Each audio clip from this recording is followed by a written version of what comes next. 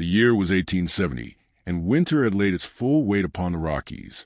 Snow had swallowed the mountain passes, smothered the pines, and pressed silence down so thick that even the wolves howled less. The cold made bones ache, iron snap, and men questioned why they lingered in such a place at all. Yet one man remained, alone and steadfast against the wilderness. His name was Eli Turner, a soldier once, a hunter now, and a ghost in every other sense. He had traded the company of men for the stern fellowship of stone ridges and shadowed timber. He had chosen silence over conversation, the crackle of fire over the laughter of townsfolk, and the solitude of his cabin for reasons he did not speak aloud. Eli was tall and raw-boned, the kind of figure carved from the same granite he lived among. His beard was the black of ravens' wings streaked with gray, his eyes the color of still river water before a storm. He did not smile much, and when he did, it was only with the corner of his mouth, like a man unpracticed at the art. His cabin was nothing but peeled logs and mud chinking, a roof of rough-hewn shakes, and a single chimney that coughed with smoke into the bitter sky. Inside lay a narrow bunk, a table scarred from years of use. A pot hung over the hearth, and shelves stacked with traps and cartridges. The place carried the smell of hides and smoke and the faint musk of loneliness. That morning had begun as any other. Eli rose before the pale dawn, shrugged into his coat, and took up his rifle. He moved with deliberate silence, boots crunching through drifts as he checked the steel traps he had laid down by the frozen creek. The world was colorless, white snow, gray sky, black timber, and Eli blended with it like he belonged to no world at all. He found 2 hares and a fox caught, dispatched quickly and slung over his shoulder. When he reached a bend in the creek, he paused. There, faint and almost carried away by the wind, came a sound. At first he thought it nothing, perhaps a crow or branches groaning beneath the snow's burden. Then it came again, sharper now, cutting through the emptiness. It was the sound of a child crying. Eli froze, every instinct shouting at once. The mountains were not a place for children. That sound carried danger with it. Outlaws were known to use tricks, setting bait to draw the unsuspecting. He crouched low, rifle snugged to his shoulder, eyes scanning the tree line. Another cry, weaker, followed by the muffled sound of words too faint to catch. Moving with caution, Eli pushed through the thicket of snow-laden pines. His breath steamed against the cold air as he climbed a low rise. At the base of a fallen log, half covered in drift, lay 2 small figures. Boys, one perhaps 9 years of age, the other younger, no more than 7. They were bundled in ragged coats too thin for the weather, their cheeks red and raw, lips cracked, eyes hollow with exhaustion. The older boy clutched the younger against his chest, shielding him from the wind with a courage too large for such a thin frame. Eli's chest tightened, though he kept his face hard. He swept the area with sharp eyes. No riders, no prints fresh enough to speak of men nearby. Only the tracks of the children, weaving in the snow, and then collapsing here where they now lay. The older boy stirred, blinking up at the towering figure before him. "Mister," he rasped, voice raw as dry bark. "My brother, he can't walk no more." Eli did not answer at first. His thoughts turned dark. Children this far into the high country meant something worse was trailing them. Still, he could not leave them. The smaller boy wheezed, a sound that carried sickness with it. Eli slung his rifle across his back and knelt, his voice rough. "Up you get," he said. "Both of you." The older boy struggled, trying to rise but failing. Eli scooped the younger into his arms, light as a sack of feathers, and motioned for the elder to follow. The boy stumbled after him, clinging to Eli's coat when his legs gave out. Step by heavy step, Eli carried them back through the trees, his breath huffing like smoke from a train engine. At the cabin, he kicked the door open with his boot and set the younger boy near the fire. The elder collapsed beside him, shivering violently.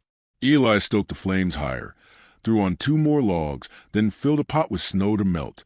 He unhooked a slab of venison, sliced it into the pot, and set it to boil.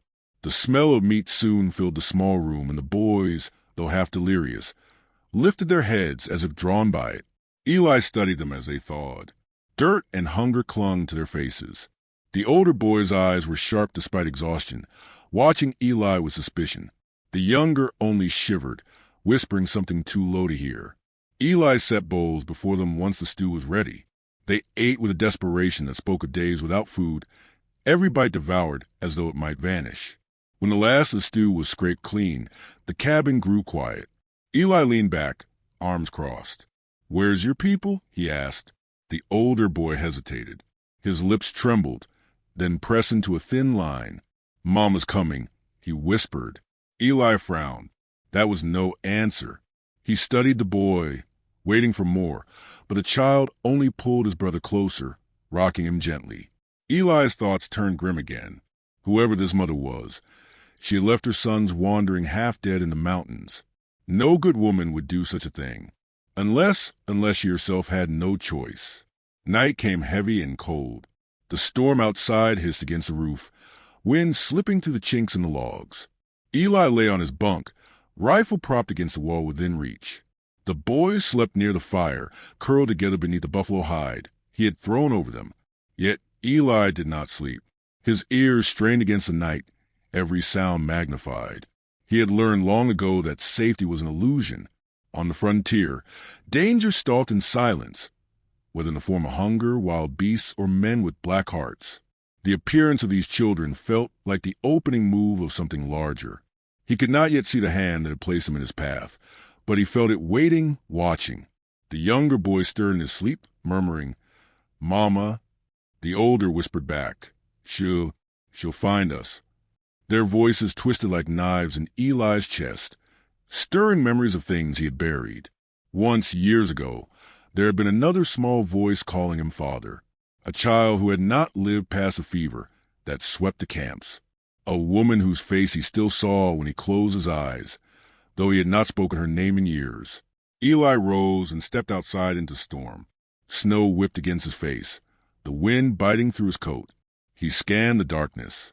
Nothing but the moan of the pines and the endless white, yet his instincts gnawed at him. He crouched, brushing snow aside to study the ground. There, faint but certain, were tracks, not just the small, staggering ones of children, deeper prints, a woman's perhaps, or a man's, following after. The storm had begun to erase them, but they were there. Eli straightened, hand tightening on his rifle. He turned his gaze toward the dark timber beyond the clearing. The storm cloaked whatever moved out there, but he knew with soldier's certainty that something did.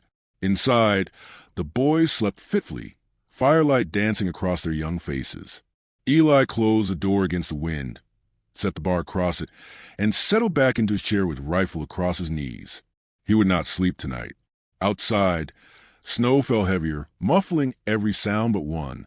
Through the howl of the storm came the crunch of footsteps in the snow, slow, deliberate, drawing closer to the lonely cabin where two lost boys now slept under the roof of a man who had thought himself finished with the world. And Eli Turner, staring into flames with eyes like steel, knew the silence of his mountain was broken forever. The storm had not let up when the sound came again. Crunch, crunch, crunch, measured steps pressing through the snow. Eli Turner did not move at first, his rifle lying across his knees, the firelight glinting along the barrel. He watched the door, eyes narrow. A man who had lived years alone in the high country did not mistake the tread of footsteps. They were too deliberate, too close. Whoever was out there knew where his cabin stood. Another step, then a knock, faint but certain, against the wood. Eli rose slowly, boots scraping the plank floor. He moved to the door and laid one hand on the bar across it.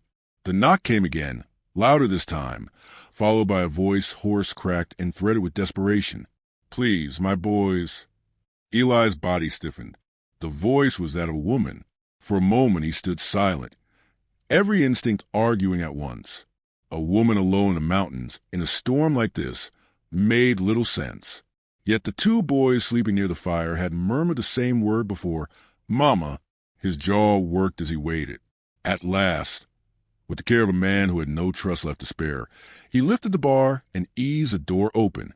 Snow blew in, catching in the firelight. A figure swayed on the threshold, wrapped in a ragged shawl, her face half hidden by frost. She was young still, perhaps in her middle 30s, though hardship had pressed fine lines around her eyes. The shawl slipped from her shoulders to reveal a woman gaunt with exhaustion, hair matted to her cheeks, lips blue from cold. Her eyes, sharp, fierce despite her weakness, went straight to the boys. Daniel, Joseph. Her voice broke as she stumbled forward, dropping to her knees beside them. The boys woke at once, clinging to her with cries muffled against her chest. The younger sobbed outright, pressing his face into her arms, while the elder boy whispered through his teeth, "Mama, I told him you'd come." Eli shut the door behind her and lowered the bar again, rifle still in hand. He stood watching, unreadable, as the woman rocked her children, murmuring to them in tones meant to soothe. The firelight painted her features, hollow cheeks, cracked lips, but eyes that burned with the kind will only born from desperate love. When at last she lifted her gaze to him, her back straightened as if bracing against a blow. "I thank you," she said, voice raw. "You saved them, but I'll be taking my boys come morning." Eli's jaw tightened. "You'll be taking them nowhere in this storm." Her chin lifted, defiant. "I'll not have them under the roof of a stranger." Eli's eyes flicked to the rifle she carried slung over her back, an old percussion piece, rusting at the lock. She had powder horn and shot pouch too, though they hung nearly empty. He saw it in the set of her shoulders, the way her hand curled protectively around the younger boy. This was no meek woman lost in the wilderness. She was hunted. He felt it clear as the storm wind rattling the shutters. "You come this far alone?" he asked. Her gaze did not falter.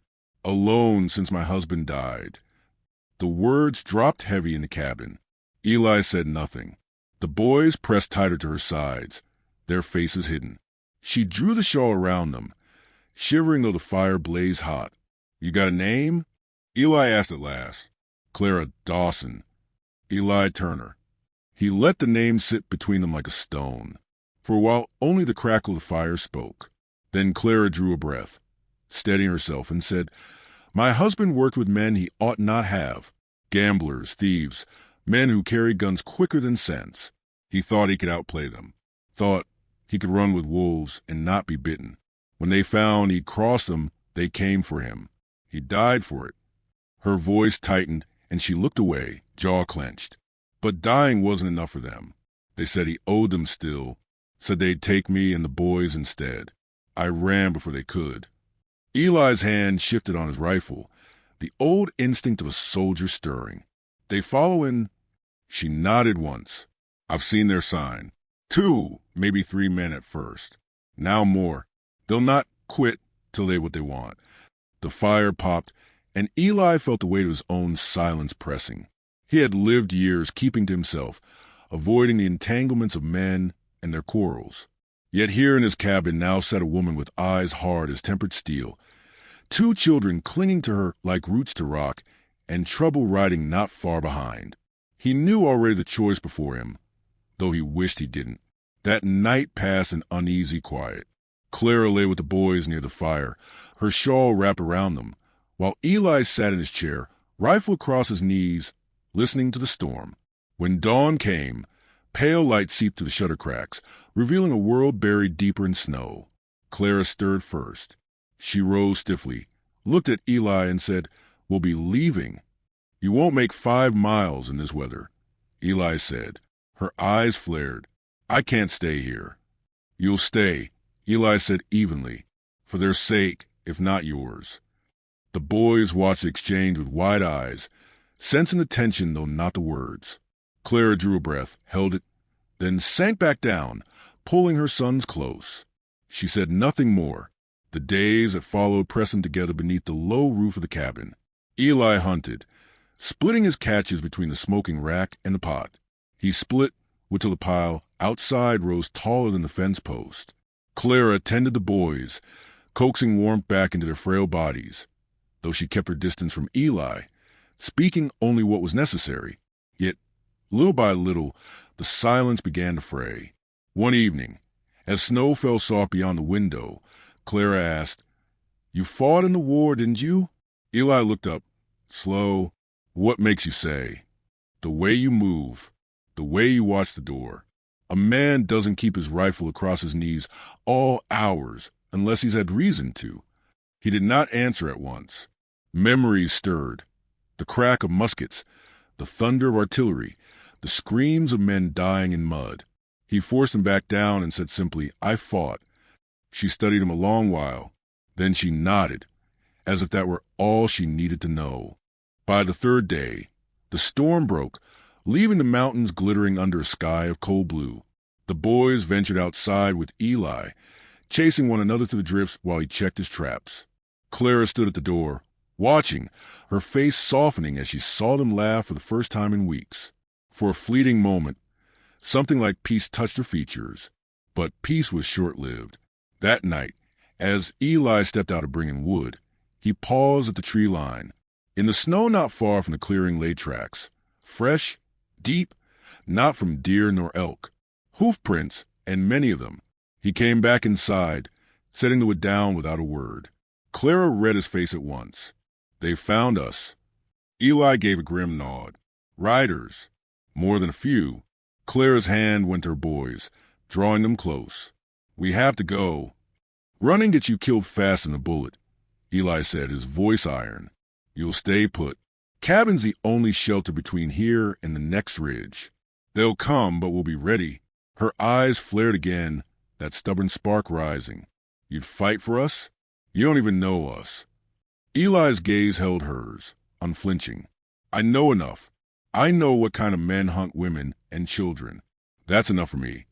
For the first time, her defiance wavered. She looked at him, really looked, and something unspoken passed between them, a recognition of wounds carried, of battles fought alone. She drew a sharp breath and nodded once. That night the cabin was no longer silent. Eli showed her how to load his spare rifle, where to aim if it came to it. She listened, every muscle taut, her hands steady despite the fear in her eyes. The boys watched too, their young faces pale but determined. Outside, the mountain slept beneath its shroud of snow, but in the distance, faint and chilling, came the echo of a gunshot. Then another, the sound carried on the frozen air, closer than it had any right to be. Clara clutched her boys tighter. Eli stepped to the door, rifle in hand, and looked out into the night. "They're coming," he said, and with those words, the last of the fragile peace shattered, leaving only the certainty of a storm far deadlier than snow pressing down upon them all. The night swallowed the cabin whole, silence broken only by the pop of the fire and the distant crack of gunfire rolling across the ridges. Eli Turner sat at the table with his rifle laid out before him, methodically cleaning the barrel, oiling the mechanism, every motion practiced and deliberate. The children slept curled near the hearth, their faces pale in the glow. Clara Dawson sat nearby, back straight, a pistol clutched in her lap, though her hands trembled. She tried to hide it, but Eli saw. He saw the fear etched in her face, and the stubbornness holding it at bay. "You ever fire that before?" he asked quietly, nodding at the pistol. Clara lifted her chin. "Once. My husband put it in my hand. Said I might need it if wolves came. Never thought it'd be men I'd be pointing it at." "It won't matter what you thought," Eli said, slipping the rifle back together with a soft click. "When the time comes, you fire, and you don't stop till the hammer falls on an empty chamber." Her eyes flicked to him, catching the weight in his tone. "You've seen your share. Too much." The words carried years of mud and blood, of battles fought for ground no man cared about, of screams fading into silence. He did not elaborate, and she did not press. The cabin's air thickened with unspoken truths, but both knew the shape of them well enough. The hours crawled until the wind carried a new sound. Horses, hooves muffled in the snow, riders moving slow but certain. Eli rose, rifle in hand, and eased the window. Through the narrow gap in the shutters, he caught the faint silhouettes of men against the moonlit drifts. 6 at least, maybe more. Shadows shifted among the pines, rifles slung across their backs. The cold not enough to slow them. "They're here," Eli said. Clara gathered her sons, pressing a kiss to each of their heads before pulling them toward the ladder leading to the loft. "Up," she whispered, voice firm despite the tremor. "Stay low, stay quiet." Daniel, the elder, hesitated, eyes wide, but she gave him a shove. He climbed, dragging his brother with him, both vanishing into the shadows above. Clara turned back, jaw set, Eli handed her the spare rifle. You know what to do. She nodded once, gripping the weapon tight. Outside, a voice barked through the night. Cabin, we know you're in there, woman. Hand yourself over, and maybe we let the boys live. Clara's face went white, but her grip did not falter. Eli's eyes narrowed, the soldier rising in him. He stepped to the door, lifted the bar free, and opened it just enough to step onto the porch. Cold air bit hard, but he ignored it, rifle leveled across his chest. Moonlight revealed them clearly now. 7 riders, beards crusted with frost, eyes glinting cruel beneath their hats. Their leader sat astride a black gelding, a scar splitting his cheek, teeth flashing as he grinned. He raised a hand in mock greeting. Well, didn't figure the Dawson girl would find herself a guard dog up here. His eyes slid over Eli with contempt. Step aside, old man. This ain't your quarrel. Eli's voice came low and steady. You turn your horses around, and maybe you lead with their hides still on. Laughter broke from the gang, harsh and mocking. The leader leaned forward in the saddle. You got grit? Stranger, I'll give you that. But grit won't stop lead. His hand dropped to his revolver. Eli fired first. The crack split the night, flame leaping from a barrel. The leader jerked, toppled from his horse into the snow. Chaos erupted. Guns roared. Horses screamed. The cabin shuddered as bullets tore through the logs. Eli ducked back inside, slamming the door as splinters flew. Down! He barked, and Clara dropped behind the table, clutching the rifle. The children whimpered above in the loft, muffled by her sharp command to hush. Eli shoved the bench against the door, then moved to the window, firing through the gap. One outlaw pitched from his saddle, rolling limp into the snow. Another shouted, returning fire, glass shattering as a bullet punched through. The cabin became thunder and smoke. Clara fired her first shot, the recoil jolting her, but the round found its mark. An outlaw collapsed with a cry. Her eyes widened, breath shuddering, but Eli barked, again, and she chambered another, firing with steadier aim. The outlaws pressed hard, circling, firing from every side. Eli moved like a machine, shifting from window to window, his rifle cracking with ruthless precision. Years of soldiering guided his hands. Fire, reload, fire again. His shoulder burned from the recoil, but he ignored it, the rhythm of battle carrying him. Then came the crash of wood splintering. An outlaw had forced the back door, charging inside with knife raised. Clara turned, eyes wide, rifle empty. She grabbed the pistol, fired once, twice. The man staggered, falling hard across the floorboards, blood spreading. Clara stood frozen, breath ragged, gun smoking in her hand. Eli seized her arm, snapping her back to the fight. You did what you had to. Now stay sharp. The gunfire slowed. Shouts rang out as the remaining outlaws pulled back, regrouping beyond the tree line. Eli peered through the window, eyes scanning. For still left, moving like wolves circling a wounded elk. They would come again. His chest heaved, sweat cold on his skin, despite the winter air seeping through bullet holes. He glanced at Clara, face pale, eyes blazing with a mix of fear and fury. In that moment, he saw her strength, a fire burning as fierce as any he had known. They'll rush us, he said. When they do, aim steady. Make every shot count. She nodded, wiping blood from her cheek where a splinter had cut. Minutes stretched, silence heavy. Then came the charge, men yelling, boots pounding, guns blazing as they stormed the cabin.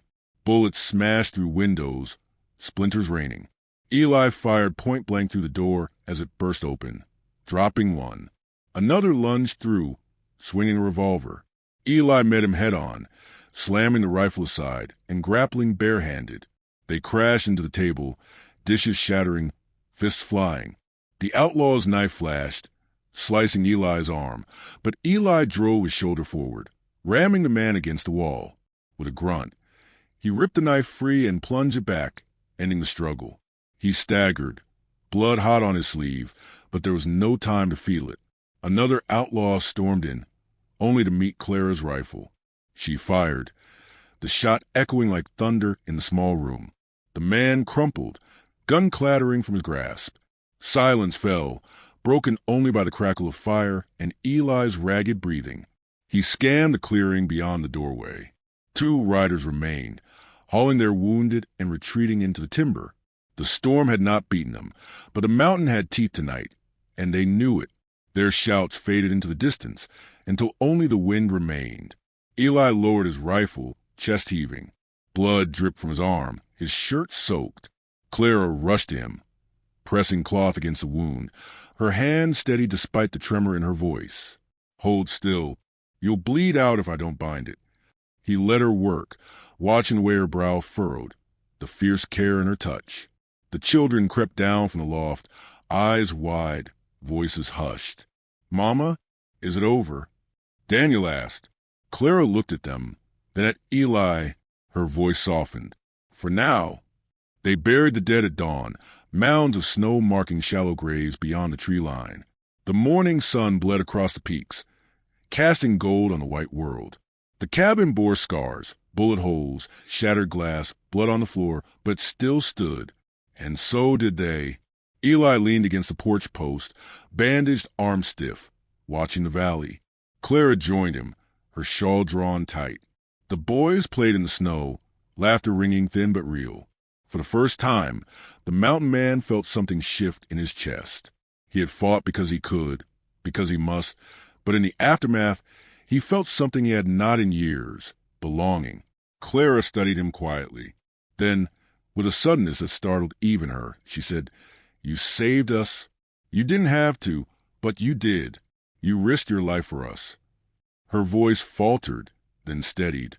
"I can't go back to what was. There's nothing left for me but these boys. And now you—" Eli turned, surprised by the rawness in her eyes. She drew a breath, and the words came rough but certain. "Will you marry me?" The world seemed to still. Snow glittered in the morning light. The boys laughed in the distance, and Eli Turner, who had buried his heart long ago beneath silence and stone, felt it stir again. He did not answer at once, but his eyes softened, a warmth flickering there like the fire they had shared. The narrator's voice might have said, the frontier was not only about survival, it was about finding something worth surviving for. And as Clara stood waiting, fierce and unyielding, Eli knew the mountain no longer belonged to him alone.